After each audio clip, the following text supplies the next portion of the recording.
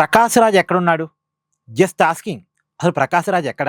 2 రోజుల్లో ధర్మస్థల టెంపుల్‌లో జరిగిన కుట్ర వెనకాల తన పాత్ర ఏంటి అన్న దాని మీద, తన మీద వచ్చిన ఆరోపణల విషయంలో ఒక క్లారిటీ ఇస్తానని చెప్పాడు. మరి ప్రకాష్ రాజ్ ఆ మాట చెప్పి 2 రోజులు అయిపోయాయిగా. ఎక్కడున్నాడు ప్రకాష్ రాజు? ఆ రోజైతే ఎక్కడో బయటున్నాను, ఔట్ ఆఫ్ స్టేషన్ అని చెప్పాడు.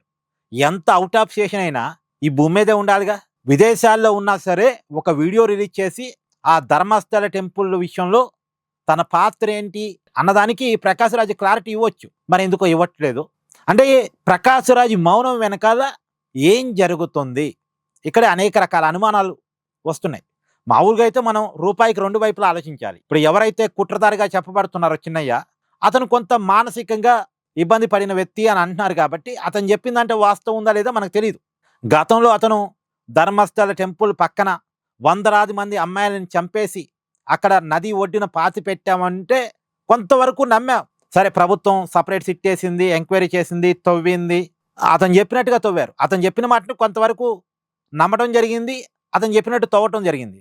తర్వాత అతను అబద్ధం చెప్తున్నాడు అన్న విషయాన్ని గమనించిన తర్వాత అతన్ని గట్టిగా గదమాయిస్తే కుట్ర కోణం బయటకు వచ్చింది. ఇప్పుడు ఈ కుట్ర వెనకాల ప్రకాష్ రాజ్ ఉన్నాడు, లేదా ఇంకొక మనిషి ఉన్నాడు అన్నదాన్ని కూడా, అంటే 200 కోట్ల రూపాయలతో ప్లాన్ జరిగింది అన్నదాన్ని కూడా ఇది నమ్మాలా వద్దా? ఇప్పుడు అబద్ధాలు చెప్పడం అతనికి అలవాటైనప్పుడు ఇదైనా కనీసం నిజమా కాదా అనేది ఒక క్రాస్ చెక్ చేసుకోవాలి.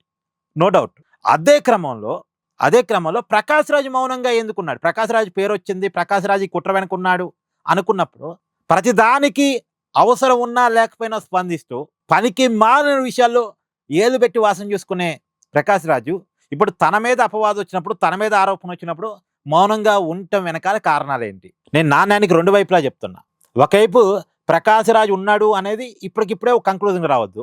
అదే క్రమంలో అసలు ప్రకాష్ రాజ్ మౌనంగా ఉన్నాడు కాబట్టి అనుమానాలు బలపడుతున్నాయి. ఎందుకు ఇంత మౌనంగా ప్రకాష్ రాజ్ ఉన్నాడు? ఎందుకు వెంటనే స్పందించడం లేదు?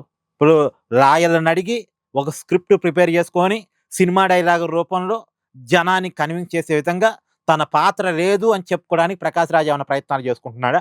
స్క్రిప్ట్ అంతా ప్రిపేర్ అయిన తర్వాత వచ్చి చెప్తాడా? సినిమా వాళ్ళకి స్క్రిప్ట్ చదవటం అలవాటు కదా. ఏమంటారు? కామెంట్ చేయండి. Please do like, share and subscribe this channel.